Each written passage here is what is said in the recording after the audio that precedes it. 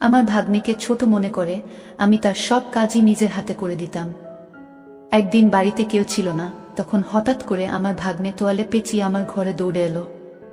এসে বলল, মামি আমি অনেক ব্যথা পেয়েছি, বলেই সে আমার বিছানায় শুয়ে পড়ল। সে বলল, মামি কি দেখছো?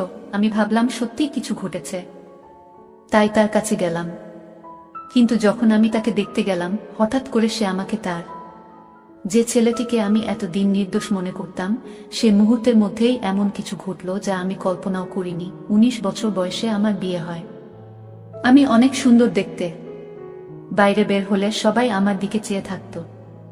মনে হতো তারা আমাকে কিছু বলতে চায়, কিন্তু আমি কাউকেই পাত্তা দিতাম না। বন্ধুরা রেডি থাকো, আজকের গল্পটা অনেক স্পেশাল হতে চলছে। দয়া করে গল্পগুলো ভালো লাগলে ভিডিওটি লাইক, শেয়ার এবং চ্যানেলটি সাবস্ক্রাইব করো প্লিজ। আমার বিয়ে হয়েছিল আমার থেকে অনেক বড় একজন মানুষের সাথে। যখন আমার বয়স ছিল 19 বছর, তখন আমার স্বামীর বয়স ছিল 35 বছর। আমার পক্ষে এত বড় বয়স্ক স্বামীকে পছন্দ করা খুবই কঠিন ছিল। তাকে দেখলেই আমার রাগ হতো এবং ধৈর্যের বাঁধ ভেঙে যেত। আমি দেখতে বেশ সুন্দরী ছিলাম, আর আমার স্বামী আমার সৌন্দর্য দেখে সবসময় খুশি হতেন। কিন্তু আমি তাকে কখনো আমার কাছে আসতে দিতাম না, এমনকি একই বিছানায়ও শুতে দিতাম না। ধীরে ধীরে আমার মধ্যেও জীবনে একজন মানুষের প্রয়োজন অনুভূত হতে লাগলো, কিন্তু কোনোভাবেই আমি আমার সেই বয়স্ক স্বামীর কাছাকাছি যেতে পারতাম না। আমার একাকী জীবন কাটছিল। এমন সময়ে হঠাৎ করে আমার নন্দের ছেলে, অর্থাৎ আমার ভাগ্নে আমাদের বাড়িতে এলো। তার নাম ছিল কুনাল। আমি কুনালকে প্রথমবারের মতো দেখছিলাম, কারণ সে আমাদের বিয়েতেও আসতে পারেনি। সেই সময় সে হোস্টেলে ছিল এবং তার পরীক্ষা চলছিল। বাড়িতে আসার পর কুনাল পরিবারের সবার সাথে কুশল বিনিময় করছিল। তারপর সে আমাকে আলিঙ্গন করল, যা দেখে আমার স্বামী একটু বিরক্ত হয়ে উঠল। পরিস্থিতি স্বাভাবিক করতে আমি কুনালকে জিজ্ঞাসা করলাম, কুনাল, হঠাৎ করে বাড়িতে আসার সুযোগ কিভাবে পেলি? এই প্রশ্ন করার পরই আমার শাশুড়ি মা রেগে গিয়ে বললেন, তুমি কে জানতে চাওয়ার? আমার মেয়ের ছেলে এখানে আসতে পারবে না। আমি বিনয়ের সাথে বললাম, না মা, আমার ওভাবে বলার মানে ছিল না। আমি শুধু বলতে চেয়েছিলাম কুনাল আমাদের বিয়েতে আসেনি, তো হঠাৎ আজ এলো কেন? কুনাল মুচকি হেসে বলল, নানি, মামি তো শুধু প্রশ্ন করেছেন, রাগ করবেন না। আমার তখন ফাইনাল পরীক্ষা চলছিল, তাই বিয়েতে আসতে পারিনি। তবে এখন আমি এসেছি, আর মামি থেকে অনেক আদর নিয়ে তবেই ফিরব। যখন মন ভরে যাবে তখনই ফিরে যাব।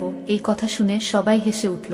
আমি কুনালের থাকার বিষয়টা জানতে চাইনি, শুধু মজা করে একটা প্রশ্ন করেছিলাম। কিন্তু শাশুড়ি মা রেগে গেলেন, তাই আর কিছু বলার সাহস পেলাম না। কিছুক্ষণ পর কুনাল ফ্রেশ হয়ে এলে শাশুড়ি মা আমাকে তার জন্য নাস্তা আনতে বললেন। নাস্তা নিয়ে যাচ্ছিলাম, হঠাৎ পা পিছলে প্লেট কুনালের উপর পড়ে গেল। নাস্তা তার পোশাকে পড়ায় শাশুড়ি মা চিৎকার করে বললেন, তাড়াতাড়ি তার পোশাক পরিষ্কার করো। তখন স্বামী বাড়িতে ছিলেন না, আমার স্বামী তখন বাজারের কাজে বাইরে গিয়েছিলেন। শাশুড়ি মায়ের বকুনি শুনে আমি ঘাবড়ে গিয়ে রান্নাঘর থেকে একটি কাপড় আনতে গেলাম। কাপড় পরিষ্কার করার আগে আবার জিজ্ঞাসা করলাম, মা, সত্যিই কি আমাকে কুনালের জামা পরিষ্কার করতে হবে? উত্তরে শাশুড়ি মা রেগে বললেন, আর কে করবে? ভুলটা তুমি করেছ, তাই তোমাকেই ঠিক করতে হবে। পুরো ব্যাপারটায় কুনাল চুপ ছিল, নিজের জামা পরিষ্কার করার চেষ্টা করেনি। জামা পরিষ্কার করতে গিয়ে আমি একটু অস্বস্তি বোধ করছিলাম। কুনাল নিজেই পরিষ্কার করতে পারত, কিন্তু সে দাঁড়িয়ে আমাকে কাজটা করতে বলল।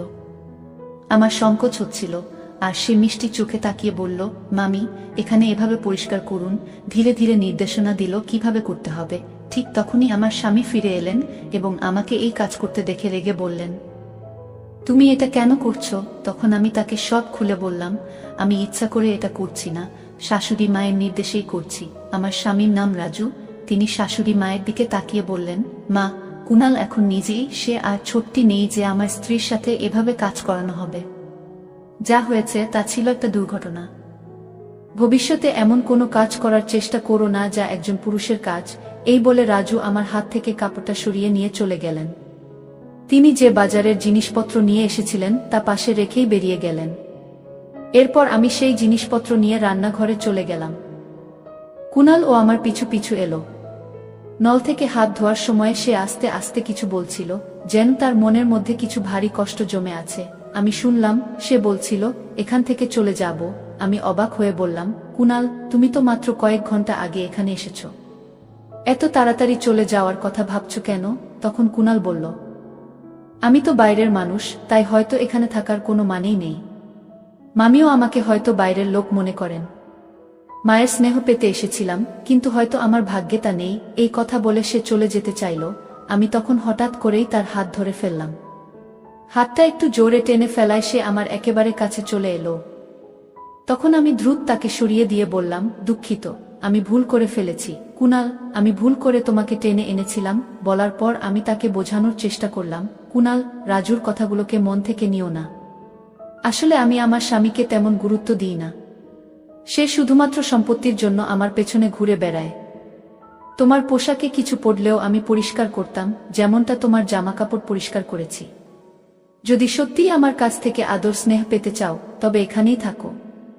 না হলে রাজুর কথাগুলো মনে রেখে চলে যেতে পারো। এরপর বললাম, দেখো এখন কি করবে? আমার কথা শুনে কুনাল বলল, মামি, সত্যি বলতে আপনার কথাগুলো শুনে আমার সব রাগ গলে গেল। এখন শুধুমাত্র আপনার জন্যই এখানে থাকব। আপনি যদি বলেন তবে এখন থেকে আমি আপনারই। বলেই সে আমাকে আলিঙ্গন করল। কুনালের এমন ছোট ছোট কথাগুলো আমার মনে প্রভাব ফেলছিল। চোখের পলকেই 5 দিন কেটে গেল। এই কদিনে কুনাল বাড়ির একজন সদস্য হয়ে উঠেছিল। প্রতিদিন সকালে আমার স্বামী তাকে দোকানে নিয়ে যেতেন। রাজুর একটি ছোট দোকান ছিল, আর কুনালকে একঘেয়েমি থেকে বাঁচাতে তাকে সঙ্গ নিতেন। কুনাল আসার পর বাড়ির কাজের চাপ বেড়ে গেল।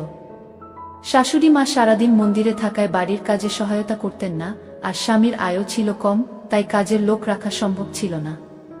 একদিন আমি রাজুকে বললাম, রাজু, এত কাজ আর পারছি না। বাড়িতে এখন আরও একজন সদস্য, কিন্তু শাশুড়ি মা কোনো সাহায্য করছেন না। আমাদের কথোপকথন শাশুড়ি মা শুনে ফেললেন। রেগে ঘরে ঢুকে বললেন, এই বয়সে তুমি আমার কাছ থেকে কাজ করাতে চাও? আর স্বামীর কানেও কথা ঢালছ? এরপর তর্ক শুরু হলো। রাজু এসে বলল, দুজনেই চুপ করো। মা আর আগের মতো কাজ করতে পারেন না, আর আমি কাজের লোক রাখতে পারবো না, যার জন্য বাড়ির কাজ বেড়েছে। সেই সাহায্য করবে। তারপর রাজু কুনালের দিকে তাকিয়ে বলল, কুনাল, তুমি দোকানে যাবে না, বাড়িতে থেকে মামির কাজে সাহায্য করবে। স্বামী তার দায়িত্ব থেকে মুক্তি পেতে নিজের ছোট ভাইপোকে আমার সাথে বাড়িতে একা রাখার সিদ্ধান্ত নিয়েছিল। আমি কিছু না বলেই তার এই সিদ্ধান্ত মেনে নিলাম। পরের দিন থেকে কুনাল বাড়িতে থেকে আমার সাথে কাজ করা শুরু করল। সকালে ঘরের কাজের সময় সে আমাকে সাহায্য করত। নাশতার পর শাশুড়ি মা মন্দিরে চলে যেতেন আর রাজু দোকানে বেরিয়ে যেতেন। তাদের যাওয়ার পর আমি নাশতা করতাম এবং কুনাল আমার সাথে বসে খেত। কুনালের কিছু আচরণ আস্তে আস্তে আমার নজরে আসতে শুরু করেছিল। যখন শাশুড়ি মা ও রাজু বাড়িতে থাকতেন, তখন সে দূরত্ব বজায় রেখে কাজ করত। কিন্তু যেই তারা বেরিয়ে যেতেন, কুনাল আমার অনেক কাছাকাছি চলে আসত। তবে ভালো দিক ছিল যে শাশুড়ি মা যে কোনো সময় বাড়ি ফিরে আসতেন, আর এই ভয়ে কুনাল কিছুটা সতর্ক থাকত। সকালের দিকে যখন শাশুড়ি মা ও রাজু বাইরে যেতেন, তখন কুনাল মাঝে মাঝে আমার কাছে তার ব্যক্তিগত কাজের জন্য বলতো। যেমন সে যখন গোসল করতে যেত, আমাকে বলতো তার কাপড় বিছানায় গুছিয়ে রাখতে। তার সাহস এতটাই বেড়ে গিয়েছিল যে একদিন সে আমাকে বলল, মামি, আজ তুমি শাড়ি পরে আসো, শাড়িতে তোমাকে অনেক সুন্দর লাগে। আমি এইসব বিষয়গুলো উপেক্ষা করছিলাম, কিন্তু তার আচরণ ক্রমশ বাড়ছিল। একবার সে বলল, মামি, গোসলের জন্য বালতিতে জল ভরে দাও। সেদিন আমি রান্নার জন্য সবজি নিয়ে বেশ বিরক্ত ছিলাম, তাই গোসলের জন্য খুব গরম পানি ভরে রেখেছিলাম। কিছুক্ষণ পরে কুনাল বাথরুম থেকে দৌড়ে আমার ঘরে চলে এলো। তার গায়ে শুধু একটি তোয়ালে জড়ানো ছিল। সে ঘরে ঢুকে বলল, মামি, আমাকে পুড়ে যাওয়া মলম লাগিয়ে দেও, খুব গরম লেগে গেছে। আমি তখন বুঝতে পারলাম আমি রাগের মাথায় অত্যধিক গরম পানি দিয়েছিলাম, আর সে হয়তো পানি পরীক্ষা না করেই গোসল শুরু করেছিল। কুনাল আমার দিকে এসে বলল, মামি, খুব জ্বালা করছে, কোনো ক্রিম বা কিছু আছে কি? একটু লাগিয়ে দাও।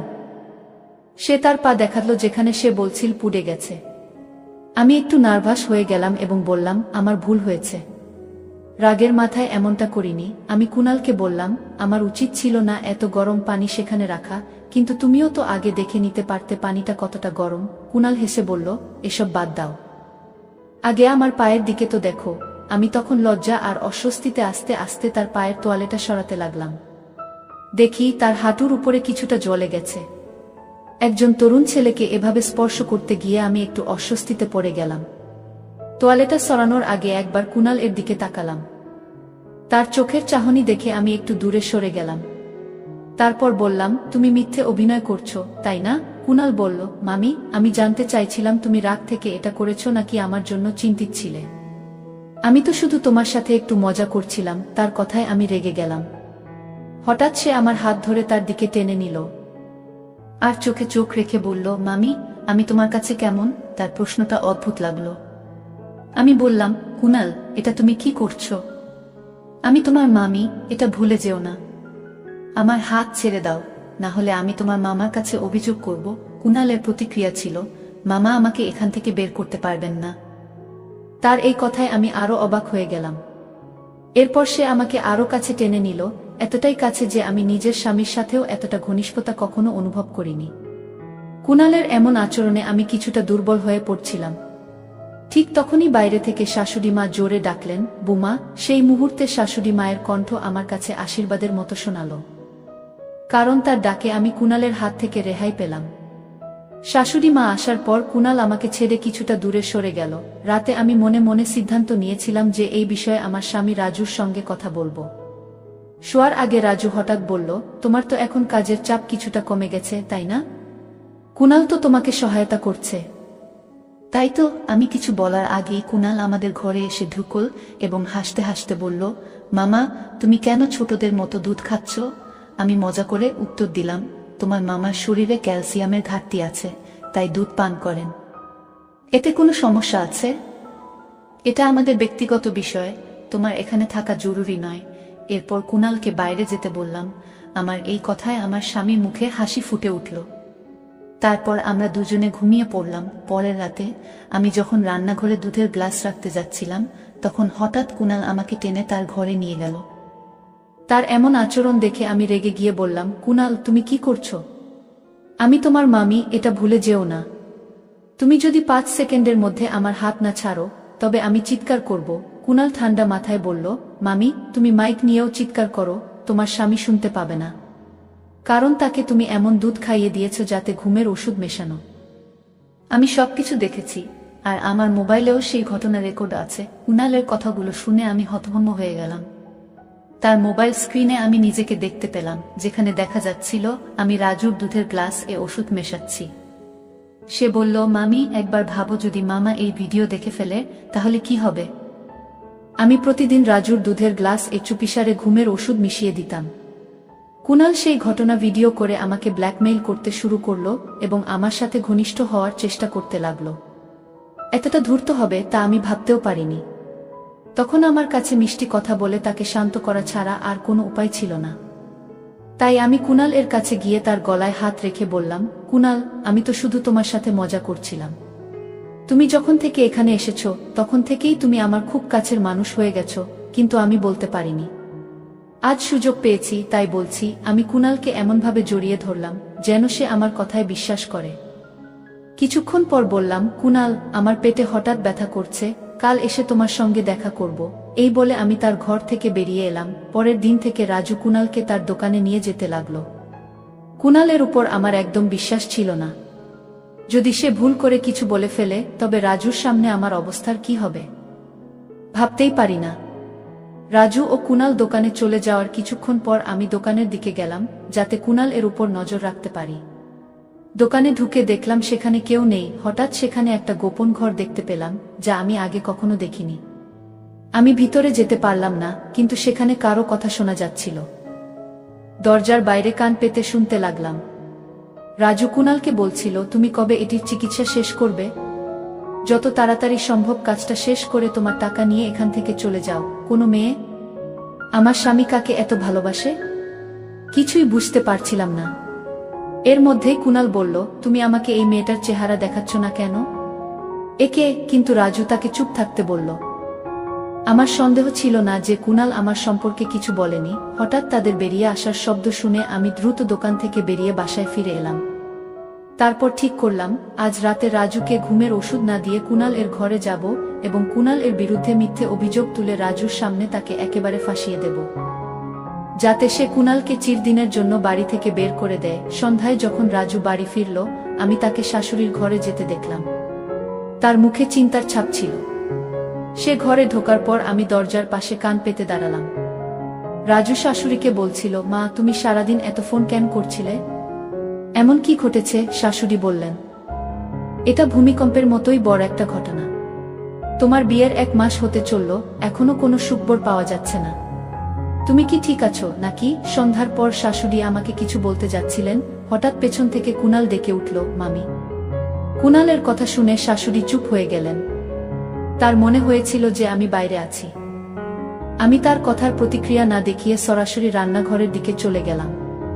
রাতে পরিকল্পনা মতো যখন রাজু ঘুমিয়ে পড়ল, আমি কুনালের ঘরের দিকে গেলাম। কাছে গিয়ে তাকে আলিঙ্গন করলাম এবং বললাম, কুনাল, আমি আমার প্রতিশ্রুতি রেখেছি, এখন আমি শুধুই তোমার। কুনাল আমার কাছে আসে